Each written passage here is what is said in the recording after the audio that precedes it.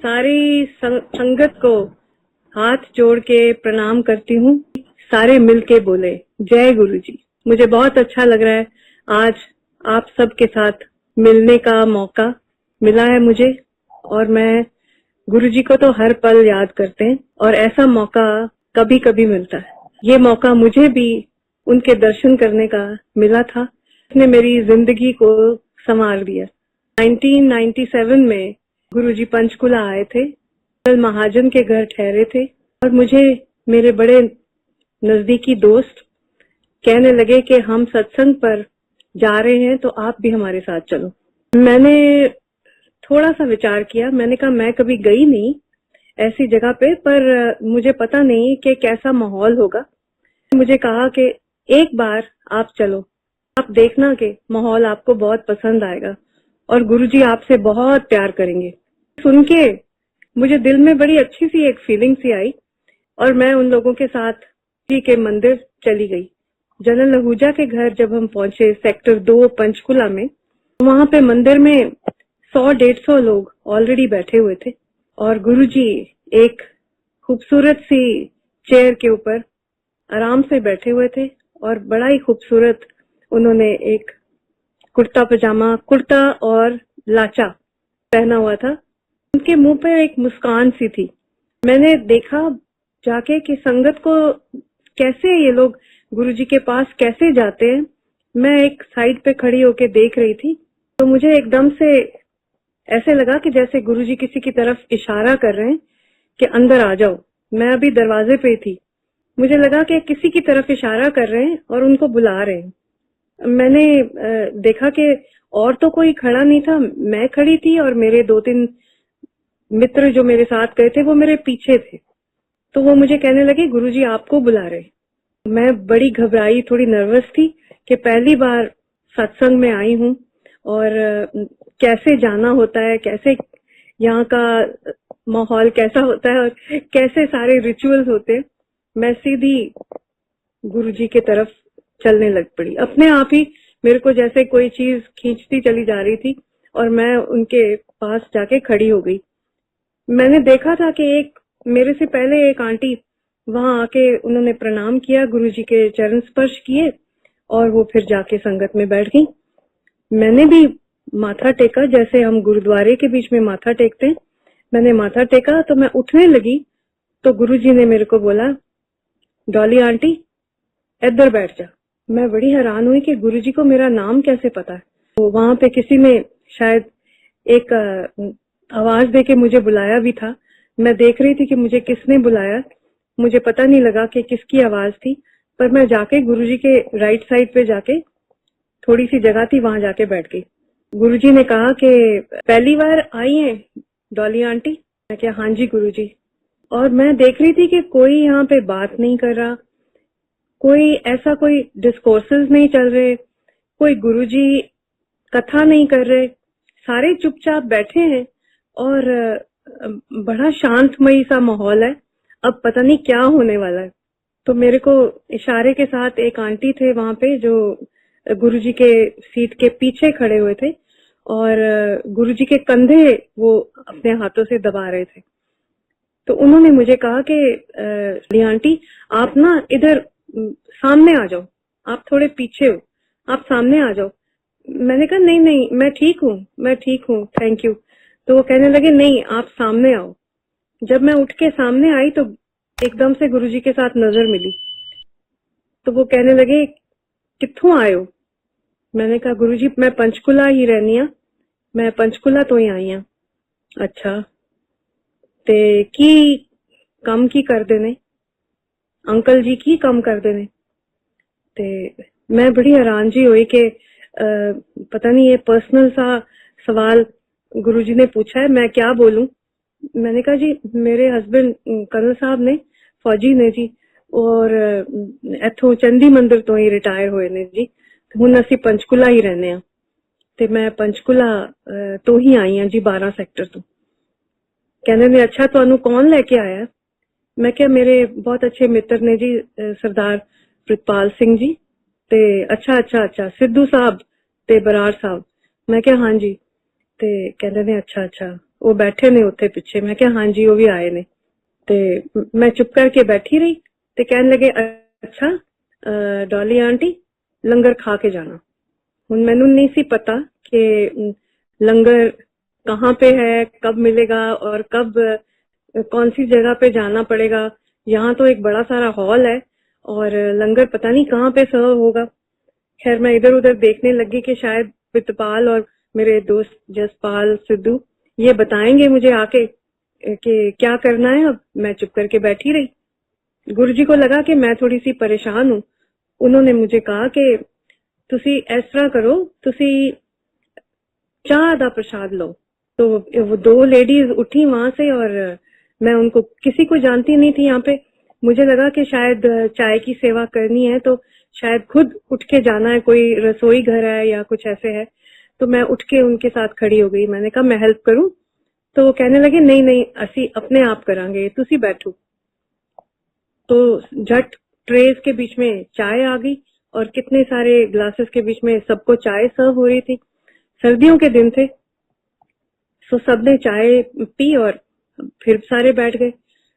फिर एक दो लोग आए अंदर और उन्होंने आके गुरुजी को प्रणाम किया, चरण स्पर्श किया और कहने लगे हम लुधियाना से आए हैं। तो गुरुजी ने उनका नाम लिया और बोला कि बैठो बैठो आओ बैठो। ते वो लड्डुओं के डब्बे लेके आए थे। उनके घर में कोई बेटा पैदा हुआ था तो वो खुशी मना रहे थे और उन्होंने लड्डू गुरुजी के आगे रखे। तो गुरुजी ने वो प्रसाद सबको बांटने के लिए वो लड्डू का डब्बा खोला और एक एक जने को प्रसाद देने लगे। तो मैं भी मेरे पे ही आगे हाथ पे प्रसाद रखा और सब लोग उठ उठ के जा रहे थे प्रसाद लेने के लिए। तो मैं भी उठ के चली गई। तो गुरुजी कहने लगे डॉली आंटी बैठ जाओ, हाले जाना नहीं है। उन्होंने सोचा कि मेरे को ऐसे लगा कि वो सोच रहे हैं कि मैं प्रसाद ले लिया है अब तो अब जाना है। कहने लगे नहीं अभी जाना नहीं, अभी लंगर खा के जाना। तो मेरे साथ जो एक आंटी बैठे हुए थे उन्होंने मुझे कहा कि प्रसाद ये नहीं है, प्रसाद लंगर को कहते हैं, जो लंगर बाद में बकायदा हम लंगर सारे मिलके खाएंगे, तो अभी मत जाना। खैर मैं फिर बैठ गई। आधे घंटे पौने घंटे के बाद एक लेडी और उठे। उन्होंने कहा जी गुरुजी लंगर उन्होंने ਕੰਨ ਦੇ ਵਿੱਚ ਕਿਹਾ ਗੁਰੂ ਜੀ ਨੂੰ ਕਿ ਲੰਗਰ ਤਿਆਰ ਹੋ ਗਿਆ ਤੇ सत्संग ਦੇ ਵਿੱਚ ਸਾਰਿਆਂ ਲੋਕਾਂ ਨੂੰ ਅਨਾਉਂਸਮੈंट जे कर रही हूं मैं। तो गुरुजी ने कहा हाँ सारे। तो गुरुजी ने कुछ नहीं बोला, उनको ऐसे सिर हिला के इशारा किया, ओके ओके का इशारा, और वो उठ के खड़े हो गए अपनी चेयर पे और आगे चल के ड्राइंग रूम से बाहर निकल गए। तो मैंने सोचा शायद गुरुजी अब चले गए हैं और अब यहाँ पे हॉल में ही शायद लंगर सर्व होगा जैसे गुरुद्वारे में होता है। तो सबने इशारा किया नहीं, लंगर पीछे होता है बैक साइड पे, बैकयार्ड के बीच में। तो सारे उठ के उधर जाने लग गए। वहां पे बकायदा सबको थालियों के बीच में लंगर, और इतना स्वाद लंगर था वो कि मुझे ऐसे लगा कि मैं किसी गुरुद्वारे में आई हूँ, क्योंकि गुरुद्वारे का लंगर भी बहुत स्वाद होता है। एक दाल थी, चपाती थी और चटनी थी साथ में, बहुत ही टेस्टी। और साथ में सबको पानी का प्रसाद भी मिल रहा था। सबने अपना अपना प्लेट थाली खाई और थाली को जाके और वॉश करके वहां रख दिया। मुझे लगा कि बड़ा ही सिस्टमैटिक सा सबका बिहेवियर है और बड़ा अच्छा लगा मुझे। और मैं लंगर खा के फिर गुरुजी को ढूंढने लगी कि अब पता नहीं वो कहाँ चले गए, पर गुरुजी उस वक्त फिर नजर नहीं आए। पता लगा कि वो अपने कमरे में चले गए। अगले दिन ऐसे हुआ कि मेरे को जैसे एक अजीब सी तलब लग गई कि मैं अगले दिन फिर गुरुजी को के दर्शन के लिए जाऊं। मैं कभी ऐसी जगह पे नहीं गई थी, पर मुझे एक अंदर से एक ऐसे फीलिंग हुई कि मुझे आज भी जाना चाहिए। मैंने कर्नल साहब को कहा कि मैं आज फिर चली जाऊं। तो कहने लगे अगर तुम्हारा दिल करता है तो जाओ, जरूर चले जाओ। पर क्या होता क्या है वहां पे, मैंने उनको सब बताया और मुझे परमिशन उन्होंने दे दी कि जाओ देखो अगर तुम्हारा दिल करता है। तो मुझे मेरे दोस्तों ने ये कहा था कि गुरुजी की ब्लेसिंग्स जब मिलती हैं तो तुम्हें ऐसा अजीब सा एक आशीर्वाद मिलता है जिसका वर्णन करना बड़ा मुश्किल है। ना तो वो कुछ बोलते हैं, ना कुछ वो ऐसी बात कोई कहते हैं कि तुम्हें लगे कि वो तुम्हारी कोई दुविधा को या तुम्हारे किसी कष्ट को दूर करने के लिए कोई कथा सुना रहे हैं या कोई डिस्कोर्सेस दे रहे हैं। ऐसा कुछ नहीं होता यहाँ पे। गुरुजी का कल्याण करने का एक अजब सा तरीका है। तो उससे पहले मैं अपने बेटे को, मेरा बड़ा बेटा रूमेटॉइड आर्थराइटिस के साथ बीमार हो गया था, तो मैं उसको कनाडा अमेरिका ट्रीटमेंट कराने के लिए लेके गई थी। काफी कष्ट उसने सहा था, तो मेरे मन में था कि किसी तरह मेरा बेटा ठीक हो जाए। ये बात मेरे दोस्तों को भी पता थी कि मेरे मन में एक बहुत अशांति है इस बारे में कि मेरा बेटा ठीक से चल नहीं सकता, आर्थराइटिस हो गया उसको, इतने छोटे से बच्चे को 9 साल की उम्र में बुखार हो गया था और अब वो 15-16 साल का हो गया है, तो कैसे जिंदगी कैसे होगी। तो मेरे दोस्तों को मेरी ये प्रॉब्लम पता थी। उन्होंने कहा कि एक बार गुरुजी से आशीर्वाद लो, हो सकता है उनका प्रताप हो और उनका कोई ऐसा करिश्मा हो जाए कि तेरे बेटे को आशीर्वाद मिल जाए। सो माँ की ममता जाग जाती है उस वक्त कोई ऐसी बात बोले।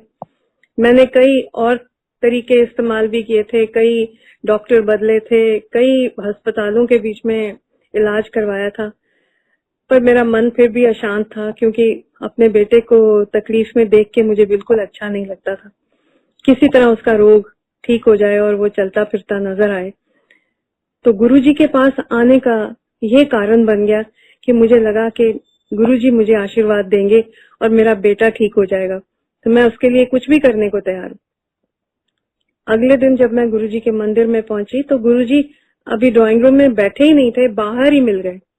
वो बाहर संगत के साथ बातें कर रहे थे किसी के साथ और वहां ही टहल रहे थे। जब मैं गई तो मैंने प्रणाम किया, चरण स्पर्श किया गुरुजी को, और मैं कुछ बोल नहीं पाई, मुझे बोलने का कोई तरीका भी नहीं पता था कि यहाँ कैसे बोला जाता है। तो गुरुजी कहने लगे, डॉली आंटी आ गई हैं? मैं क्या, हाँ जी गुरुजी। तो कहने ने, आओ अंदर बैठो। तो मेरे साथ साथ ही गुरुजी आगे मुझे ले गए, आगे आप चलने लगे, मैं उनके पीछे पीछे चलने लगी। तो मुझे बिल्कुल अपने पास तक, कुर्सी तक ले गए जहाँ पे और लोग ऑलरेडी बैठे हुए थे। तो मुझे अपने साइड पे, लेफ्ट साइड में बिठा लिया और कहने लगे कि अंकल जी नहीं आए? मैं क्या, नहीं कर्नल साहब ते नहीं आए गुरुजी। ते कहने कोई गल नहीं, फौजी भी आ जाएंगे। तो कहने लगे कि जनरल महाजन भी फौजी ने, उन्हां दा घर है ते मैनू नहीं सी पता कि ए किदा घर है।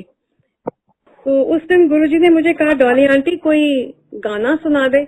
मैं उस दिन और भी हैरान हो गई कि गुरुजी को कैसे मालूम है कि मैं गाना गाती हूँ। तो कहने लगे कि मेरे को एकदम से मैं थोड़ी नर्वस हो गई कि मंदिर का माहौल है और यहाँ पे मैं क्या गाऊं, और मैं कोई भजन गाऊं कि मैं कोई शब्द गाऊं, क्या क्या गाऊं। तो गुरुजी आगे से कहते हैं, तू ना कोई पंजाबी गीत सुना दे। मैं बहुत हैरान हुई, मैं गुरुजी की तरफ देखने लगी और मेरे मुंह से एकदम निकला, हो गुरुजी पंजाबी गीत? तो कहने लगे, हाँ पंजाबी गीत, लौंग गवाचा गा दे। तो मैं बड़ी हैरान हुई, मैंने कहा पता नहीं गुरुजी क्या बात कर रहे हैं, मेरा कहीं मजाक तो नहीं उड़ा रहे। तो एक आंटी थे वहां पे, उन्होंने कहा कि नहीं गुरुजी सब सुन लेंदे ने, गुरुजी जो कहंदे ने ओही भजन कीर्तन बन जांदा है और असी सारे बहुत एंजॉय करांगे। डॉली तू बेझिझक होके गा। तो एक आंटी फटाफट एक ढोलक निकाल के ले आए, मेरे हाथ में ढोलक पकड़ा दी।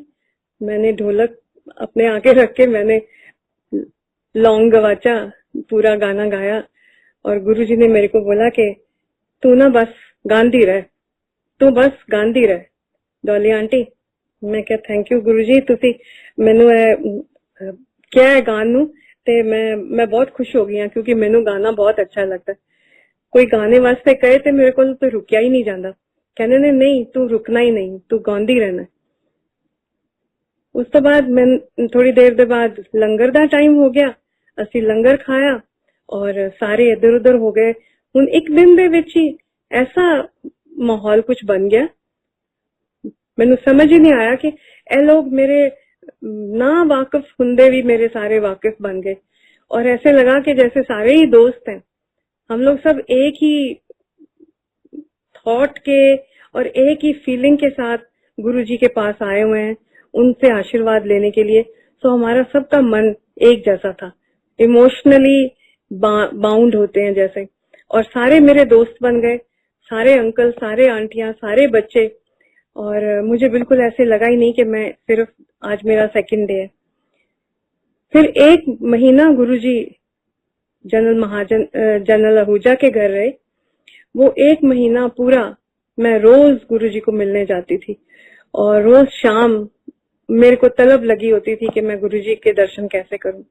और जिस दिन कभी मैं ना जा पाती तो गुरुजी, हैरानगी की बात यह है कि 10-15 दिन बाद मैं गुरुजी के साथ इतनी फ्री हो गई कि गुरुजी मेरे को टेलीफोन कर देते थे, डॉली आंटी की गल है, तू आई नहीं। मैंने बोला कि गुरुजी मेरे को जाना पड़ गया, कहीं मेरा शो था, मुझे जाना पड़ गया, कोई गल नहीं, ते कल जरूर आ जाए। ऐसे करके मुझे बुला लेते थे। मैं बहुत हैरान होती थी कि ये ऐसी एक शख्सियत है जिसके सारे इतने दीवाने हैं और सारे उन पे इतना मान करते हैं और इतनी इज्जत देते हैं। एक ऐसा शख्स जो एक पहुंची हुई शख्सियत है, वो मेरे को टेलीफोन करके इतने प्यार से बोल रहे हैं, तो मुझसे तो रहा ही नहीं जाता था। शाम होती थी तो मैं चल पड़ती थी गुरुजी के मंदिर। फिर वो प्यार ऐसे बढ़ता चला गया कि हर फंक्शन के ऊपर, दिवाली हो या बड़ा दिन हो, कोई भी गुरुजी का अपना जन्मदिन हो, हम सारे इकट्ठे होते थे और मैं बकायदा कीर्तन किया करती थी। 2-2, 3-3 घंटे मैं गाती थी बकायदा संगत के सामने। 3-3, 4-4 हजार लोग होते थे। 34 सेक्टर में चले गए गुरुजी, वहां पे भी हम सत्संग करते रहे। रोज मिलना, रोज गुरुजी से बातें करनी, उनसे और लोगों की बातें सुननी, और लोग आके अपनी कहानियां बताते थे, किस किस को क्या क्या गुरुजी के मिलने के बाद क्या क्या फायदे हुए थे और क्या क्या उन्होंने जिंदगी के बीच में पाया था। बहुत कुछ खोया हुआ था जो उनको मिल गया था। कई लोगों के रोग दूर हुए थे। वहां पे जाके, वहां उस मंदिर में बैठ के बहुत कुछ सुनने को मिलता था। और एक मंद मंद आवाज के बीच में कोई ना कोई एल्बम कीर्तन का या भजनों का या शब्दों का मंदिर में चलता रहता था। उससे एक माहौल इतना पायस लगता था और इतना पवित्र लगता था। और बीच में गुरुजी बैठे हुए सज धज के इतने सुंदर लगते थे। और हम लोग सारे जितने भक्त थे, उनको ये एक गुरुजी को मिलने की एक ऐसी तांग, एक ऐसी कशिश होती थी कि हमसे गुरुजी को मिले बगैर रहा ही नहीं जाता था। पर काफी देर के बाद, कई साल ये चलता रहा सिलसिला। जहां जहां मौका मिला गुरुजी यहाँ से चले भी गए। गुरुजी हमको अपने साथ अपने गांव भी ले गए और जहां जहां गुरुजी ने कहना, हम सारे लोग जितने गुरुजी के भक्त थे, गुरुजी के दीवाने थे, हम साथ जाते। कई बारी गुरुजी लीड करते अपनी गाड़ी में, कार में, और पीछे सारी कॉन्वॉय 20-20, 30-30 गाड़ियों की चंडीगढ़ से पटियाला जा रही है, कभी चंडीगढ़ से लुधियाना जा रहे हैं, कभी चंडीगढ़ से गोविंदगढ़ जा रहे हैं। ऐसे हम लोग सारे इकट्ठे हो के अलग अलग जगह पे गुरुजी के साथ जाते थे। बहुत सारे समागम किए। एक दिन ऐसे पता लगा कि गुरुजी अब दिल्ली जा रहे हैं, तो बड़ी घबराहट हुई कि अब गुरुजी चंडीगढ़ से दूर चले जाएंगे तो हम कैसे मिलेंगे उनको। तो लोगों ने बताया कि गुरुजी आते रहते हैं, दिल्ली भी जाएंगे, जलंधर भी जाएंगे। अब जलंधर कम जाते हैं पर चंडीगढ़ ज्यादा आएंगे। तो थोड़ी तसल्ली हो गई। तो जब दिल्ली जाने की बात हुई तो मुझे थोड़ी सी ऐसे लगा कि थोड़ा दूर है, तो मैं रेगुलरली तो गुरुजी को मिल नहीं पाऊंगी। तो दिल्ली सुधा आंटी के घर पहला सत्संग हुआ था, तो मैं गुरुजी को मिलने के लिए गई। तो गुरुजी ने कहा, डॉली आंटी तू क्यों आ गई है? मैं कहा, गुरुजी तुहाडे दर्शन करन आई हां। तो कहने लगे, नहीं तेनू आन दी कोई लोड़ नहीं, तेरा कल्याण हो गया। हाथ उठा के उन्होंने, जैसे गुरु नानक देव जी की एक तस्वीर में वो आशीर्वाद दे रहे हैं हाथ उठा के, वैसे ही गुरुजी ने अपना राइट हैंड उठाया और ऊपर करके और मेरी तरफ देख के बोला कि तेरा कल्याण हो गया, तेनों आने की कोई लोड़ नहीं। मेरे को पता नहीं कैसे फीलिंग हुई, एक झटका सा लगा कि अब मेरे को कह रहे हैं कि मैं ना आऊं। मैंने कहा गुरुजी ऐसे कैसे हो सकता है कि मैं आपको ना मिलूं? कहते नहीं, इतनी दूर आने की कोई लोड़ नहीं। सो मुझे दिल्ली आने से रोक दिया, पर मेरा मन यही था कि गुरुजी को मैं मिलती रहूं, फिर भी मिलती रहूं। फिर भी हर बार कोई ना कोई फंक्शन होता तो गुरुजी मेरे को इनविटेशन भिजवा देते किसी ना किसी से कि वहां पे जाओ, वहां पे चले जाओ, आज गोल्फ लिंक्स के बीच में सत्संग हो रहा है, आज बड़े मंदिर में सत्संग होना है, या सुधा आंटी के घर होना है, और अलग अलग जगह के ऊपर फंक्शन होना है। तो अगर गुरुजी की बातें करते करते तो मैं कहीं और दूसरी दुनिया में पहुंच जाती हूँ। मुझे कहने लगे कि अपने बेटे को लेके आओ। तो मेरा बड़ा बेटा व्हीलचेयर में था, मैं उसको मिलाने के लिए गुरुजी के पास ले गई। उन्होंने उसके सिर पे हाथ रखा और बोला कि सब ठीक है, कोई फिक्र की गल नहीं है, बस इतना सा कहा और ज्यादा लंबा कुछ नहीं बोला। मेरे छोटे बेटे को बोला ए बड़ा बड़ा जनरल बनेगा, जनरल साहब बनेगा। और मेरी बेटी सुनैनी को तो इतना प्यार करते थे गुरुजी कि उसके लिए रिश्ता भी ढूंढने लग गए कि इसकी शादी मैं करवाऊंगा। और सुनैनी ने उन दिनों में ऑस्ट्रेलिया जाना था स्कॉलरशिप पे, तो बोला कि इस लड़की को जाने दो, ये बहुत तरक्की करेगी पढ़ाई में। और मेरे सारी फैमिली उस गुरुजी के मंदिर में इतनी इन्वॉल्व हो गई थी कि हमारा दिल ही नहीं लगता था गुरुजी को देखे बिना। हर शाम हमारी मंदिर के बीच में गुजरती थी जब हम गुरुजी पंचकुला में थे। तो अब मुझे दिल्ली जाने की बात से मुझे बड़ी घबराहट हुई कि गुरुजी को मैं मिलूंगी नहीं। तो एक दिन क्या हुआ कि मेरी एक फ्रेंड है, वो दिल्ली में रहती थी, तो मैं अमेरिका जा रही थी और रात को मेरी फ्लाइट थी 2-2:30 बजे। तो मैं पहले अपनी फ्रेंड के घर गई, वहां से उसने मुझे ड्रॉप करने के लिए एयरपोर्ट जाना था। उस दिन गुरुजी का जन्मदिन था बड़े मंदिर में। तो मैंने उसको बोला मैं गुरुजी को मत्था टेक के फिर जाऊंगी फ्लाइट में।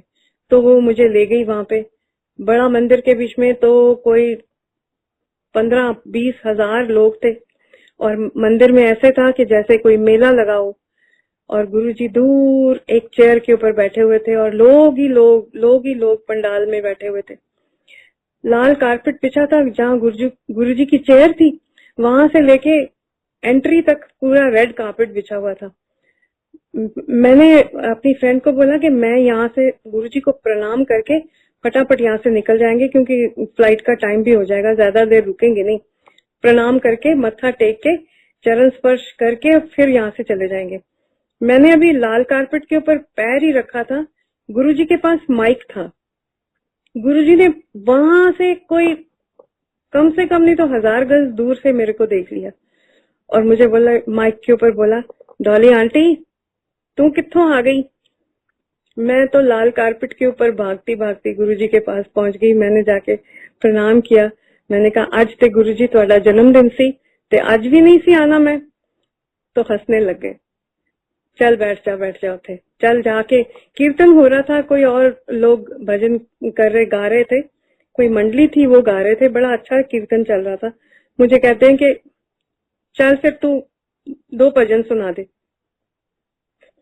मैं ना कोई डायरीज लेके गई हुई थी ना, मैं तो फ्लाइट पे जा रही थी, सामान सुमून सब पैक हुआ था। मेरे हाथ में सिर्फ मेरा एक छोटा सा पर्स था, कुछ भी नहीं था मेरे पास, कोई गाने की डायरी नहीं थी, कुछ नहीं। तो गुरुजी मुझे बोला तू जरा भजन मेरे ते लिखिया सी ना वो गा दे। मैं सोच में पड़ गई कि इतनी बड़ी संगत के बीच में गुरुजी ने मुझे बोल दिया, अब मैं कैसे गाऊंगी? मुझे तो कुछ याद ही नहीं आ रहा। मैं बड़ा अपने आप को कंट्रोल करके वो मंडली के पास जाके मैंने उनको रिक्वेस्ट की कि आप मेरे साथ संगत कर देंगे। उन्होंने कहा हाँ जी जरूर, गुरुजी का हुक्म है तो हम तो जरूर संगत करेंगे। मैं बैठ गई जाके, मैंने माइक आगे रख लिया अपने और मैंने भजन शुरू किया जो मैंने गुरुजी के लिए लिखा था। जब गुरुजी पंचकुला में थे, एक भजन मैंने लिखा था, वो गुरुजी ने रिकॉर्ड भी करवाया, चीमा स्टूडियो में बकायदा एल्बम बना वो और सबको बांटा भी गया। अब वो काफी लंबा भजन था। मैं सोचने लगी पता नहीं मुझे कितना याद आएगा, पर पता नहीं क्या करिश्मा हुआ, गुरुजी का आशीर्वाद था वो कि क्या था वो, ऐसा कोई वेव आई मेरे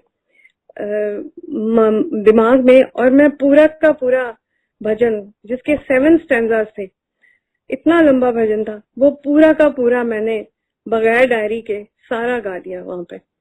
मैं खुद आज भी मैं हैरान होती हूँ कि वो पता नहीं कौन सी ताकत थी जिसने मुझे पूरा का पूरा भजन मेरे से गवा लिया बगैर कंसल्ट किए मेरी डायरी। नॉर्मली ये होता है कि आप कोई भजन बार बार गाते रहो तो याद हो जाता है। वो भजन गा के रिकॉर्ड कर दिया था और वो मंदिर में बजता था। मैंने ऐसे लाइव कभी नहीं गाया था, पर उस दिन वो करिश्मा हो गया, तो मुझे पक्का यकीन हो गया कि ये कोई ऐसी ताकत है जिसने मेरे से ये गवाया। तो मैंने गुरुजी को उठ के दोबारा से चरण स्पर्श किए और मैं वहां से जाने लगी तो कहने लगे, लंगर नहीं खा के जाएंगी? लंगर ते उत्थे चल रहा है, खा के जाई, अमेरिका दा टूर है, खा के जाई। तो मैं और मेरी फ्रेंड, हमने दोनों ने जाके लंगर खाया और फिर हम वहां से गए। पर जब मैं अमेरिका से वापस आई तो मुझे पता लगा कि गुरुजी अब इस दुनिया में नहीं है। तो बहुत बहुत उदासी, अजीब सी एक उदासी छा गई। पर दिल में ये था कि गुरुजी के इतने भक्त हैं, हम गुरुजी को कभी अपने से दूर होने नहीं देंगे। वो हमारे मन में बसते हैं, हमारे घर में बसते हैं, हमारे हर जगह, हमारे घरों के बीच में, हमारी बातों के बीच में वो हमेशा हमेशा हमारे साथ है। मैं दुनिया में जहां जहां भी गई हूँ, मैंने गुरुजी के भक्त देखे हैं, गुरुजी के भक्तों को मिली हूँ। पिछले साल मैं न्यू जर्सी गई थी, वहां पे भी मैं सत्संग करके आई। इतना अच्छा वहां पे माहौल था। उन्होंने बहुत ही बढ़िया न्यू जर्सी के बीच में अरेंजमेंट किया था और गुरुजी के भक्त इतने डेडिकेटेड, और इतना सुंदर जगह उन्होंने बनाई हुई थी, इतना सुंदर सजावट की हुई थी। ऐसे ही लगा कि गुरुजी सामने ही बैठे हैं। एक लाइफ साइज की बड़ी तस्वीर गुरुजी की लगाई थी, सुंदर पोशाक पहन के वो बैठे हुए थे और ऐसा ही लग रहा था कि जैसे वो हमारे सामने बैठे। गुरुजी का एक ऐसा ऑरा था, जो एक बार गुरुजी का भक्त बन जाता था वो कभी भी उनसे दूर नहीं जा पाता। उनकी कोई ऐसी शख्सियत ही ऐसी थी, कोई ऐसी बात नहीं थी कि उनके बीच में कोई आम जैसे गुरु होते हैं, वो कुछ ना कुछ मांग लेते हैं या कुछ ऐसे दान करो या ऐसे करना है ऐसे। यहाँ पे कुछ माहौल ही कुछ और था। यहाँ पे सिर्फ सेवा ही सेवा थी और मुझे ऐसे यकीन हो गया था कि गुरुजी, जिसका मन सच्चा है और गुरुजी को सच्चे मन से जो प्यार करता है, उसको गुरुजी का आशीर्वाद मिलता ही मिलता है। सो गुरुजी के आशीर्वाद से मैं जब से गुरुजी से मिली थी, तब से मेरे प्रोफेशनल कैरियर में ग्राफ मेरा ऊपर ऊपर ऊपर ही जाता गया और मैं यही समझती हूँ कि मुझे उनका आशीर्वाद मिला था। मेरे बच्चों को, मेरे परिवार को, मेरा बेटा जो बीमार था, उसने बहुत अच्छी पढ़ाई करके बहुत अच्छी जॉब की। छोटे बेटे ने उससे भी अच्छी तरक्की की, सुनैनी की शादी हो गई, बड़े अच्छे घर में, बहुत खुश है और सारे परिवार को उनका आशीर्वाद मिला था। और मुझे बस उन्होंने यही कहा था कि तू गांधी रह, जितनी देर तू गांधी रहेंगी तेरा कल्याण होता रहेगा। और ये बात मेरे को उनकी इतनी ज्यादा मेरे मन के बीच में घर कर गई कि मैं कभी बीमार भी हो जाती हूँ तो मन उदास हो जाता है, तो मैं कई बार कह देती हूँ बस अब नहीं मैं गाऊंगी। फिर मुझे गुरुजी की याद आ जाती है कि गुरुजी ने कहा था तू गाई जा, बस तू गाई जा। जब मिलना मेरे से गीत सुनने, पंजाबी गीत सुनने, यहाँ तक कि मैं माँ को भी एक बार ले गई। मेरी माँ इतनी मशहूर पंजाबी लोक सिंगर, और मैंने उनको बोला कि मैं गुरुजी को मिलती हूँ, मामा आप मेरे साथ चलोगे? उन्होंने कहा कि तेरी श्रद्धा है इतनी तो चल, मैं भी तेरे साथ चलती हूँ। जब मामा वहां गई तो गुरुजी ने इतना प्यार दिखाया। गुरुजी ने अपना कुर्ता स्पेशली मामा को दान गिफ्ट दिया, मामा की झोली में रखा और बोला कि अपनी बेटी नू हुन गान दो, हुन एन डॉली गाएगी। तो मामा ऑलरेडी ओल्ड हो चुकी थी, बट उन्होंने कहा कि गुरुजी मैं तो हाले भी गानी आ। कहते हाँ तू बड़ा गा लिया, हुन डॉली नू गान दे। तो मुझे शर्म सी आ गई कि गुरुजी क्या बोल रहे हैं, माँ को बोल रहे हैं तू बस कर हुण ते डॉली नु गान दे। तो हम सारे हंसने लग गए। तो कहते ने अच्छा इस तरह कर दे, दिवाली ते दोनों मामा तियां गानगियां। तो सुनैनी कहने लगी गुरुजी मैं नहीं गाऊंगी? कहते हाँ तू ही गा ली। तो हमने सब तीनों ने मिलके, मेरी माँ, मेरी बेटी और मैं, हम तीनों ने मिलके गुरुजी के मंदिर में दिवाली के ऊपर मिलके गाया। और गुरुजी ने माँ के मशहूर गाने सुने। और भक्ति संगीत तो थोड़ा बहुत हुआ, पर लोकगीत ज्यादा हुए। तो आज तक जब भी कभी गुरुजी का सत्संग होता है, कहीं पे भी दुनिया में मैं जहाँ जहाँ पे भी गई हूँ, सत्संग में गई हूँ, तो मैं वहां पे गुरुजी के ऊपर लिखे हुए भजन के अलावा लोकगीत जरूर गाती हूँ। गुरुजी को बहुत अच्छे लगते थे। तो गुरुजी तो हमारे ऐसे लगता है रग रग में बसे हुए हैं। मेरे घर में हर जगह पर गुरुजी की तस्वीर कहीं ना कहीं पड़ी मिल जाती है, जो देख के ऐसे लगता है जैसे वो सामने ही बैठे। ऐसे तो कभी लगा ही नहीं कि वो है नहीं। तो हमने बहुत अच्छा टाइम गुरुजी के साथ गुजारा है। लोगों की बातें सुनने में कई बार बड़ी हैरानगी भी होती थी कि कैसे कैसे लोग परेशान हुए गुरुजी के पास आते थे कि डॉक्टरों ने मना कर दिया है कि अब इनका इलाज नहीं हो सकता। गुरुजी ने इधर बैठे ही उनके लिए मेडिटेशन करनी और उनको ठीक कर लेना। और डॉक्टर हैरान हो जाते थे कि ये कैसे हो गया, ये कौन सा करिश्मा है, कि वो सारी तुम्हारा दुख दर्द सारा वो अपने ऊपर ले लेते थे और हमारा दुख दर्द दूर कर देते थे। ये एक बहुत बड़ी उनकी एक, क्या बोलूं, ये तो एक ऐसा कोई उनके बीच में उनको एक वरदान मिला हुआ था रब से। ऐसे लगता है कि वो रब के कोई भेजे हुए पीर थे जो हमारे पास आए थे और हम सबको आशीर्वाद देके गए। तो सत्संग करते हुए जो लोग बैठे होते हैं सारे एक दूसरे की तरफ देख रहे होते हैं कि ये कहाँ से वेव्स आ रही हैं जो सबको इन्वॉल्व करके जिसने बांधा हुआ है। कोई उठना नहीं चाहता। जब गुरुजी की बात हो रही होती है, कोई सत्संग कर रहा होता है, अपनी कहानी सुना रहा होता है, बैठ के सब इतने ध्यान से उसकी बात सुनते हैं। ऐसे ही लगता है कि जैसे ना उनकी वाइब्स जो है उनमें से वेव्स निकल रही हैं और वो हमारे तक पहुंच रही हैं। तो जब मैंने अमेरिका जाके सत्संग किया तो सारे मेरी बातें सुनने के लिए इतने ज्यादा उत्सुक थे। मेरा दिल करे कि मैं अपना पूरा दिल की बातें इन लोगों के साथ शेयर करूं कि इन लोगों ने तो गुरुजी को देखा नहीं है, हमने तो गुरुजी को चरण स्पर्श किए, गुरुजी के साथ बैठ के लंगर खाया है, गुरुजी के साथ कार में बैठ के सफर किया हुआ है और गुरुजी की छो हाथ मिली हुई है, गुरुजी के हाथ का आशीर्वाद मिला हुआ है। तो बड़ा दिल करता था कि सबको बताएं कि वो एक रब दे भेजे हुए बंदे सन जो हमारे लिए आए थे इस दुनिया में लोगों का भला करने के लिए। आप मेडिटेशन करके लोगों का भला करते थे। तो मुझे बातें करते करते इमोशनल हो जाती हूँ मैं कि मुझे उनका आशीर्वाद मिला और मैं एक बिल्कुल ऑर्डिनरी हाउसवाइफ से एक मशहूर सिंगर बन गई, जो मुझे लगता है गुरुजी की मेहर के साथ हुआ। 1997 में मैं गुरुजी को मिली थी और 99 में मेरा पहला मशहूर एल्बम जो हुआ अंबर सरे दे पापड़, वो गुरुजी को मिलने के बाद हुआ था। उसके बाद आई नेवर लुक बैक। तो मेरी दिन ब दिन तरक्की हुई और मुझे हर सांस यही लगता था कि मुझे आशीर्वाद अपने गुरु का मिला है, वो गुरु जो हमेशा मेरे मन में रहते हैं। ये किसी को बताया नहीं जा सकता कि तुम्हारे मन में क्या श्रद्धा है। एक डिवोशन जो होती है ये तुम किसी के साथ शेयर नहीं कर सकते, ये कोई दिखावा नहीं है, ये अंदर से आती है फीलिंग। और जब अंदर से फीलिंग किसी के साथ ऐसी डेडिकेशन की हो जाए, एक सिंसियर डेडिकेशन, तो आप बिल्कुल अपने आप को रोक नहीं सकते उस शख्स के साथ, उस गुरु के साथ प्यार करने को।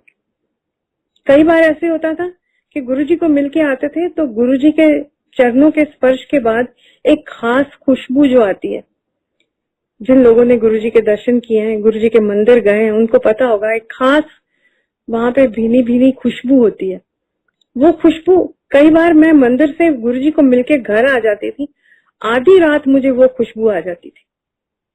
मैं एकदम उठ के देखती थी गुरुजी कहाँ है, ऐसे लगता था कि मेरे आसपास हैं कहीं। और कई बार मैंने देखा कि मैं घर के अलग अलग जगह पे बैठी होती थी और कोई काम कर रही होती थी तो मुझे एकदम से वो खुशबू आती थी। एक जैसे कोई कनेक्शन बन गया था गुरुजी के साथ। कहीं पे भी बैठे हो, उनका ऑरा जो था वो ऐसा था, कहीं पे भी बैठे हो तुम उनको फील कर सकते थे। कई बार ऐसे हुआ कि गुरुजी के फंक्शन के ऊपर जाने के लिए उन्होंने मुझे कहा कि डॉली आंटी, सारे लोग अपनी अपनी गड्डियां में जा रहे ने, तू मेरे नाल आ जा। मैं गुरुजी के साथ बैठ के उनकी शेवरलेट गाड़ी के बीच में 2-3 जगह पे उनके साथ ट्रेवल किया और सारी रास्ते वो मेरे से कोई भजन या कोई गीत वो सुनते रहना उन्होंने। आज केड़ा गाना लिख के ले आई है, और मैं रातों रात गाने लिखने लग गई। मैं कई बार ऐसे होता था कि मैं रात को, आधी रात को गुरुजी की वो खुशबू आई है, उसके बाद मैं सो ही नहीं पाती थी, मैं कुछ लिखना शुरू कर देती थी, तो मेरा गीत बन जाता था और मैं अगले दिन जाके गुरुजी को सुना देती थी। तो मुझे पूछते थे आज केड़ा गीत बना के ले आई है, तो मैंने सुनाना तो ना कहना ठीक है, हुन चीमा स्टूडियो जाके इनू रिकॉर्ड करा दो। और गुरुजी ने एल्बम बनवाए और सारे संगत में वो बांटे गए। कई 2-4 हजार शायद एल्बम चीमा बाजी ने बना के दिए थे। और आज भी वो जब मंदिर में बजते हैं कि मेरे गुरु जया होर कोई ना, सदके जा मैं वारी जा। एक ये गीत मैंने लिखा था और एक लिखा था जेड़ा गुरु चरना विच आया ते ओदा बेड़ा पार लग्या। ए शब्द जो मैंने लिखा था ये तो रातों रात मैंने लिखा और अगले दिन जाके गुरुजी को सुनाया जब, तो सारी संगत ने मुझे इतना प्यार किया। एक एक जने ने आके मेरे हाथ चूमे, किसी ने मेरे को किस किया मेरे मुंह पे, किसी ने मुझे सिर पे प्यार दिया जो बड़े थे। और गुरुजी ने क्या, डॉली आंटी दा जेड़ा गीत है ए गीत ही है ना? मैं क्या हाँ जी गुरुजी गीत है, ਤੁਹਾਡੇ ਤੇ ਲਿਖਿਆ ਹੋਇਆ गीत है, ते ए गीत ते सारियां नू याद होना चाहिए। तो जब चीमा पाजी बना के हमने रिकॉर्डिंग की, मैंने और मेरी बेटी ने जाके स्टूडियो में रिकॉर्डिंग की, तो एल्बम फटाफट 1 हफ्ते में एल्बम तैयार हो गया था। गुरुजी ने अपने हाथ से सत्संग के बीच में एक एक जने को खुद अपने हाथ से बांटा, जैसे कि कोई प्रसाद देते। प्रसाद से एक बात याद आ गई कि एक बारी मैं गुरुजी के मंदिर जा रही थी, तो मैंने सोचा आज सब लोग, कभी कोई लड्डू लेके आता है, कभी कोई बर्फी लेके आता है, मैं सूजी का हलवा बना के गुरुजी के लिए लेके जाऊंगी। मेरे पास एक बड़ी कढ़ाई थी, कोई 2.5-3 किलो सूजी जिसमें आ सकती थी, वो बड़ी कढ़ाई थी। तो सुनैनी की किसी जन्मदिन पे मैंने वो खरीदी थी, तो वो मेरे पास पड़ी थी, वो मैंने उसके बीच में सूजी का हलवा बनाया और मैं उठा के गाड़ी में रखवा के मेरे छोटे बेटे ने उठाई और हम गुरुजी के मंदिर ले गए। तो जब वहां पहुंचे तो मैंने सोचा ये लंगर के टाइम पे सबको सर्व किया जाएगा कि कैसे करेंगे, पर गुरुजी भोग लगाएंगे उसके बाद ही होगा। तो मेरे को आंटी ओहुजा ने बोला कि नहीं, ये जो कढ़ाई है पहले गुरुजी के पास लेके जानी पड़ेगी, गुरुजी के पास लेके जाओ और फिर उसके बाद जैसे गुरुजी बोलेंगे। तो कढ़ाई 2 जनों ने उठाई और गुरुजी के राइट साइड पे नीचे फ्लोर पे रख दी, जमीन पे रखी उन्होंने। तो बोला कि ए कित्थों आया भाई, प्रसाद कित्थों आया? तो मेरे बेटे ने कहा गुरुजी मामा बना के लाई है। अच्छा डॉली आंटी बना के ले आई? तो कहते कित्थे है डॉली आंटी? मैं पीछे पीछे आ रही थी तो मैं गई तो कहने ए सारा आपने आप बनाया? मैं क्या हाँ जी गुरुजी। तो गुरुजी ने क्या किया, फटाफट वो गरम गरम ही था, अभी वो गरम गरम प्रसाद ही, जो जना आए, लाइन में लगे हुए थे लोग, क्यों बना हुआ था, जो आए गुरुजी उसको अपने हाथ से कढ़ाई के बीच में हाथ डाल के अपने हाथ से देने लग गए। मेरी धड़कन बढ़ गई कि इतने सारे लोग हैं, 200-300 लोग हैं, प्रसाद कहीं कम ना हो जाए। बट आप हैरान होगे सुन के कि प्रसाद कम हुआ ही नहीं, जितने लोग आए सब ने प्रसाद खाया और गुरुजी इतना भर भर के हाथ से दे रहे थे कि मैं घबरा रही थी, पर प्रसाद फिर भी सबको पूरा आया। और गुरुजी ने मुझे इतना प्यार किया, कहने लगे बहुत अच्छा प्रसाद बनाया डॉली आंटी, हुन प्रसाद फिर कदों खिलाएंगी। फिर कुछ देर के बाद मैंने फिर प्रसाद बनाया, वही सूजी का हलवा मैं फिर बना के लेके आई। तो गुरुजी ने मुझे बहुत बहुत आशीर्वाद दिया। इतने सच्चे मन से ऐसे बोल देते थे कोई बात कि वो जैसे जाके दिल में खूब जाती थी कि उन्होंने तारीफ की है तो आज तो मेरा दिन बन गया है। मुझे तो लगता है दिन नहीं, मेरी तो जिंदगी बन गई थी गुरुजी से मिलके। हर बात उनकी अच्छी लगती थी, हर बात जो वो बोलते थे वो कर देने का दिल करता था। अगर उन्होंने कह दिया कि आज लंगर खा के जाना है तो कोई मतलब ही नहीं है कि कोई वहां से उठ पाए। आज चाय पी के जानी है, चाह दा प्रसाद लेके जाना है, तो किसी का मन ये कर ही नहीं सकता था कि वो चाय बगैर पिए चला जाए। कई डायबिटीज के पेशेंट्स को गुरुजी ने ठीक किया, कई कैंसर के पेशेंट्स को ठीक किया, अपनी मेडिटेशन के साथ। कोई दवाई नहीं दी, कोई ऐसा इलाज या टोटका नहीं दिया। हाँ, पर एक बात जरूर होती थी कि गुरुजी कोई गुरबानी में से कोई श्लोक जरूर बताते थे। मेरे को शुरू में गुरुजी ने बोला पाठ करनी है, मैं क्या हाँ जी गुरुजी मैनू पाठ का बहुत शौक है। मैं बचपन तो गुरबानी नाल बड़ी जुड़ी रहनी है क्योंकि मेरी माँ बहुत पाठ करती सी। ते कहने लगे अच्छा तू भी पाठ से ए श्लोक ए वाला शब्द गाया कर। मैं क्या दसो गुरुजी ने दसिया मैनू, थिर कर बैसो हर जन प्यारे सतगुर तुमरे काज सवारे। यह बहुत गुरबानी दे विच बड़ा मशहूर शब्द है। सो वो शब्द हमेशा मेरे मन में रहता है कि गुरुजी ने मेरे को कहा था। उठते बैठते वो अपने आप ही मुंह से निकल जाता है, वो बानी याद आ जाती है। थिर कर बैसो हरजन प्यारे सतगुर तुमरे काज सवारे। सो ऐसी ऐसी बातें वो कई लोगों को अलग अलग श्लोक देते थे।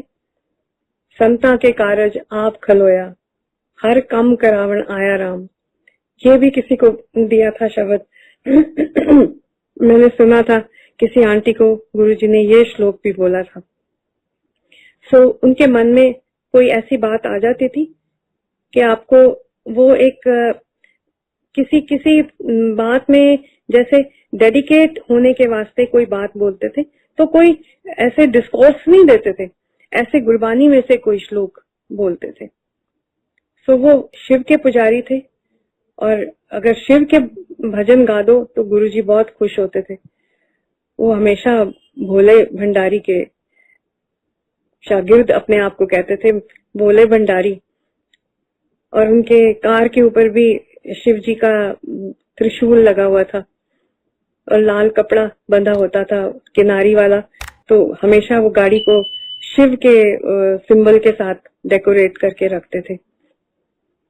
और गुरुजी को सुंदर सुंदर वस्त्र गिफ्ट आते थे, अलग अलग भक्तजन जितने भी आते थे उनको गुरुजी को गिफ्ट देने में बहुत अच्छा लगता था। उनकी सिर्फ ये ही एक तमन्ना होती थी कि सुंदर सुंदर कपड़े गुरुजी को बहुत अच्छे लगते थे।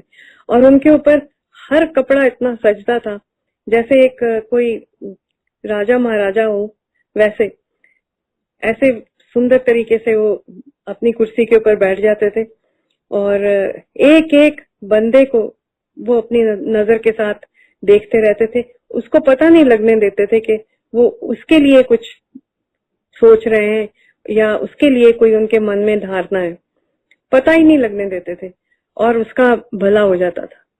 जब किसी इंसान का भला होता है तो वो ऑटोमेटिकली अपने गुरु या अपने पीर को प्रणाम करने का उसका जी करता है। सो ऑटोमेटिकली उठ के तुम्हारे मन में ये श्रद्धा आती थी कि तुम जाके उनके चरण स्पर्श कर लो, पैरों में पड़ जाओ कि गुरुजी आपकी मेहर है मेरे पर कि मेरा कल्याण हो गया। कई लोग आके गुरुजी के पैर कितनी कितनी देर तक दबाते रहते थे, उनकी सेवा करने का उनका दिल करता था। कोई कंधे दबा रहा होता था, कोई पांव दबा रहा होता था और जब उनको अच्छा लगता था तो वो दबाते रहते थे, जब नहीं अच्छा लगता था तब बिल्कुल कोई रिएक्शन नहीं होता था। बोलते थे आराम से जाके बैठ जाओ, फलानी आंटी उत्थे बैठ जाओ, फलाने अंकल तुसी उत्थे बैठ जाओ। पास नहीं आने देते थे, पर जब उनका मन होता था तो दबवा लेते थे। ऐसे लोग दुनिया में कम आते हैं जो लोगों का भला करने के लिए आते हैं, वो कोई रब के भेजे बंदे होते हैं। सो लाख लाख प्रणाम हमारे प्यारे गुरुजी, हमेशा हमारे मन में रहेंगे जब तक हम जिंदा है। मेरे मन की तो यही श्रद्धा है, और मैं सारे अपने सत्संग में आए हुए भक्तों को बोलूंगी कि गुरुजी के लिए कभी मन में द्वेष ना रखें। और जय गुरुजी।